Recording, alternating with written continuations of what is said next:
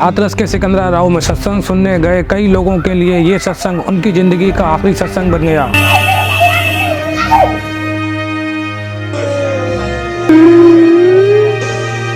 ये सत्संग नारायण हरि भोले बाबा के द्वारा आयोजित किया गया था।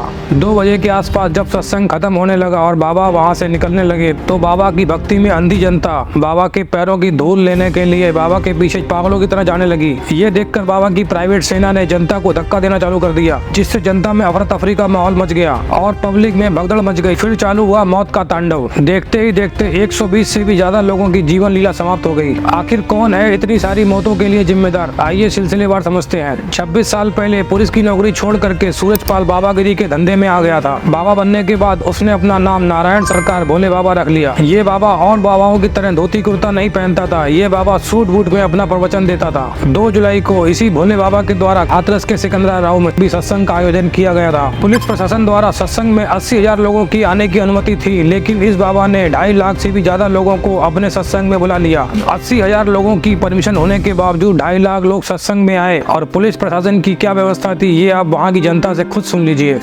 राम को खुलवाने के लिए क्या पुलिस वगैरह नहीं थी? प्रशासन कम था। कम था या था ही नहीं? था ही नहीं, एक आध था घूम रहा था। हाँ, तो वो भी घूम रहे थे, वो कोई कुछ नहीं कर रहे थे। वो यहाँ प्रशासन कोई नहीं था। और भीड़ कितनी थी? भीड़ तो असंख्य थी, कोई तादाद नहीं। करीब 10,000, 20,000, 30,000, 50,000, कोई था लाखों में कम से कम 4-5 लाख। लाखों में 50,000 तो सेवा दल थे समथिंग सर। लाखों। तो क्या यहाँ पर 50-100 पुलिस वाला भी नहीं था? नहीं था। 50-100 तो 10 भी नहीं थे।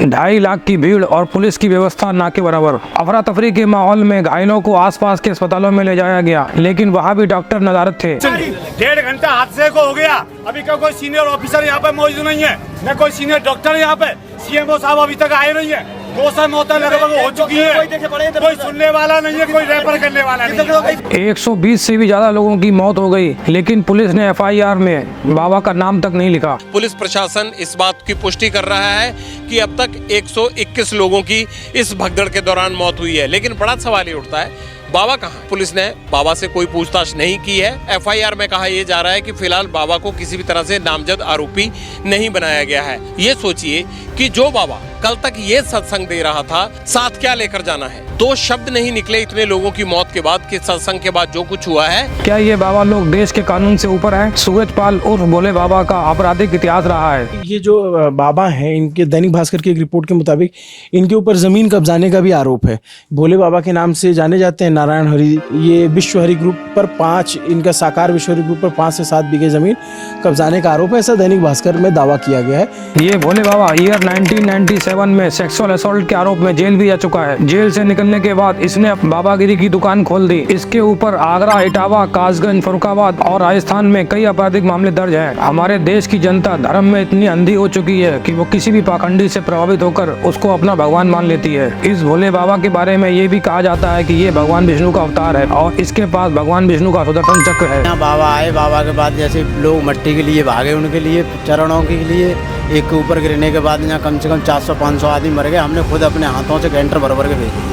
एम्बुलेंस की कोई सेवा थी नहीं है। जैसे प्राइवेट वाहन मिला, रोका जबरदस्ती लड़के सब में भर के भेजे। बाबा ज़्यादा 2 किलोमीटर दूरी पर पहुँचे होंगे और जितना जैसे उनमें वो थी, जैसे बताते हैं विष्णु का अवतार है, सुदर्शन चक्कर है उनके पास, तो आके बचा लेते बाबा। पानी का छिड़का मरवाते, अपना बताते हैं कि पानी से कैंसर ठीक कर देते हैं। हाथरस की जनता इन सब मौतों के लिए सीधे सीधे इस बाबा को दोषी मानती है।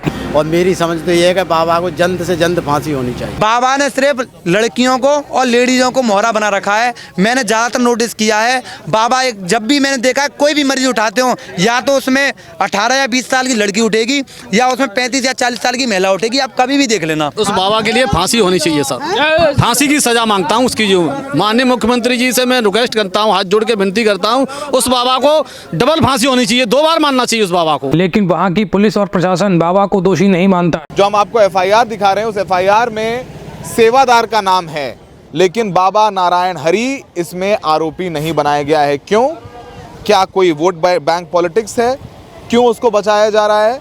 क्या बाबा के जो गार्ड्स थे, जो उसके निजी सुरक्षा कर्मी थे, उन्होंने लाठियों से उन लोगों को क्यों मारा जो बाबा का पैर छूना चाह रहे थे या नजदीक जाना चाह रहे थे। इसलिए पुलिस और प्रशासन ने एफआईआर में बाबा का नाम तक लिखना जरूरी नहीं समझा। ये जितने भी बाबा लोग हैं इन सबको राजनेताओं का पूरा सपोर्ट होता है, फिर चाहे वो सत्ता पक्ष के नेता हो या विपक्ष के नेता हो। उत्तर प्रदेश के पूर्व मुख्यमंत्री अखिलेश यादव भी इन बाबा के भक्त मालूम होते हैं। ये राजनेता अच्छी तरह से जानते हैं कि हमारे देश की जनता इन बाबा लोगों के कब्जे में है और इन्हीं बाबा लोगों के जरिए ये राजनेता अपना वोट बैंक साधने की कोशिश करते रहते हैं। हादसे में भले ही 120 से भी ज्यादा लोग मर गए हो, लेकिन सरकार ये अच्छी तरह जानती है कि यदि बाबा पर कोई भी कानूनी कार्रवाई की गई तो जनता नाराज हो सकती है। इससे उनका वोट बैंक भी खिसक सकता है और कोई भी नेता अपने वोट बैंक के साथ कंप्रोमाइज नहीं करना चाहता। और वैसे भी जनता की याददाश्त बहुत कमजोर होती है, 2-4 दिन में जनता ये सब मौतें भूल जाएगी। अभी जो ये घटना हुई यहाँ पे आपके गांव के पास में 121 लोगों की मौत हो गई, उसमें बाबा जी गायब रहे हैं अभी तक?